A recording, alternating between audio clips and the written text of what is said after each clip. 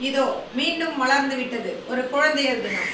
இது உங்களுக்கான தினம். மலர்களே தங்களுக்கு மாலை சூடிக்கொள்ளும் தினம். குயில்களே தங்களுக்காய் இசை விழா நடத்தும் தினம். இந்த மயில்களுக்காய் கவிச்சாரலை தெளிக்கின்றேன்.